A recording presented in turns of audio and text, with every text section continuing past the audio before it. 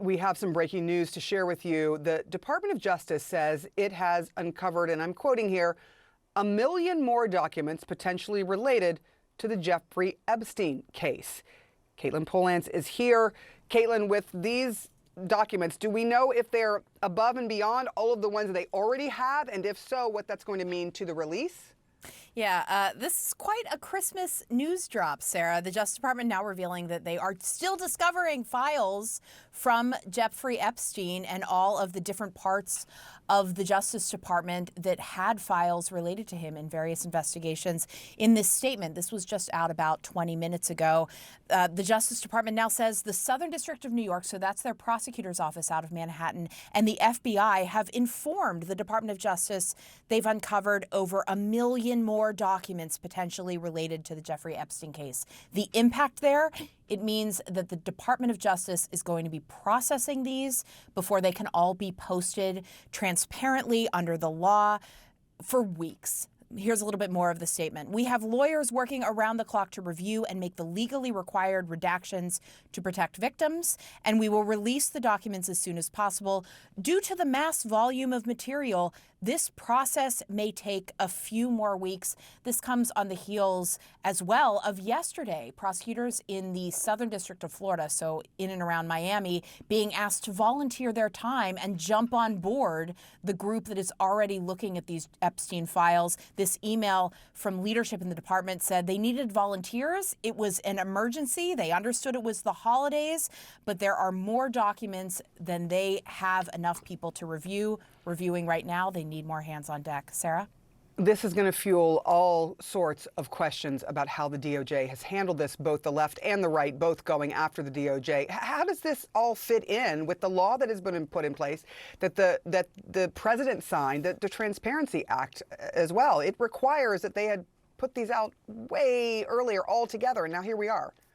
The requirement was that they would all have been released last Friday. That was the day for all of the files to become transparent that was mandated for the Justice Department. They did not meet that deadline. And there's another deadline upcoming, January 3rd. That is the day when the Department of Justice is going to have to tell Congress, here's everything we did to redact in these files and the reasons for those redactions. If they're not even through all of the documents by then, they're digging a hole that already is reaching a lot of people and getting a lot of public and political criticism for it. There are members of Congress calling for contempt for the Attorney General for not meeting the deadline, and others who want to go to court.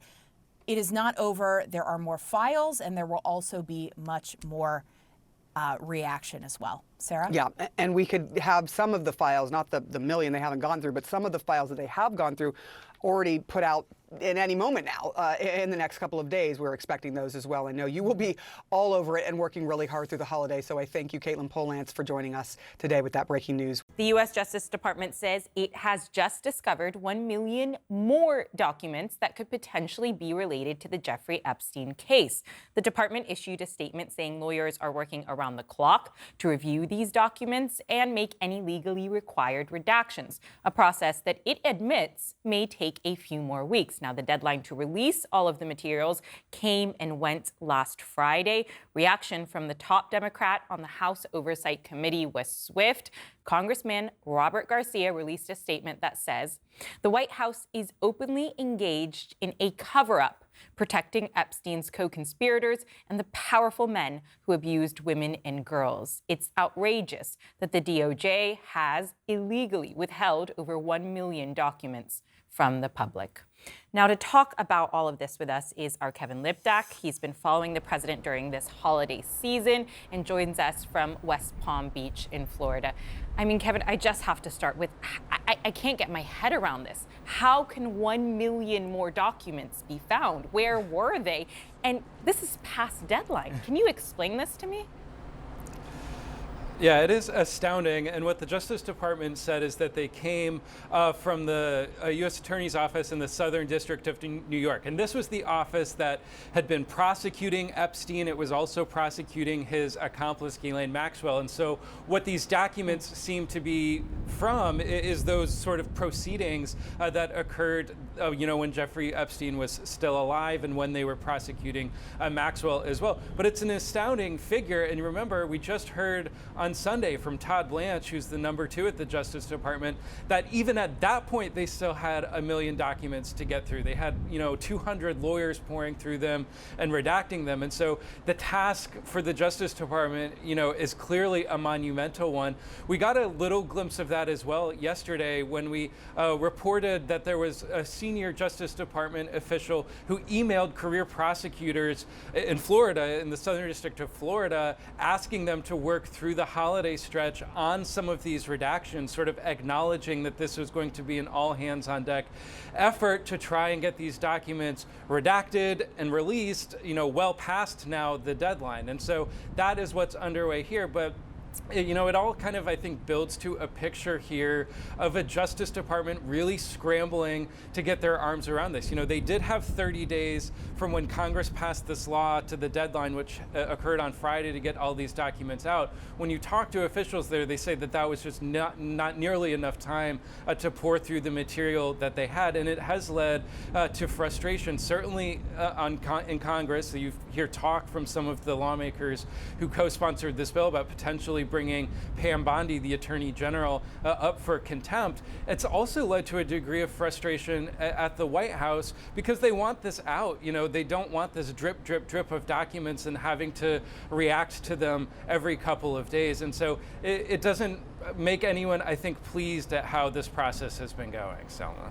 I want to talk a little bit more about the White House's position, because you just brought that up. You said they don't want this drip, drip, drip, but at the same time, when the last batch was released, we saw that the White House seemed to be downplaying it, even questioning the authenticity of some of the documents. What is President Trump's position going to be here going forward when you're talking about 1 million more documents, potentially 1 million that were already on the plate? How is he going to position himself on this?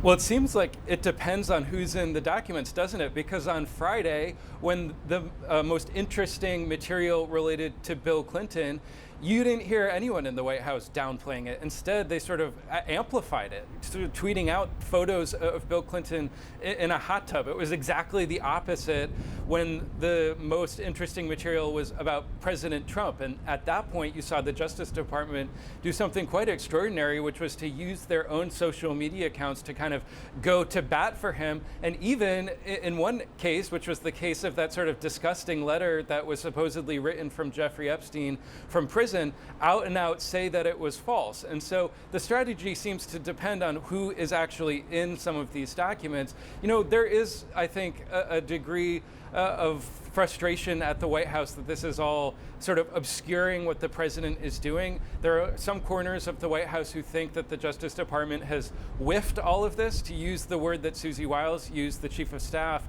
to describe how this has been playing out for the last several months. But I think when you talk to officials, they are very acutely aware that this is something they're going to have to keep dealing with for at least the foreseeable future.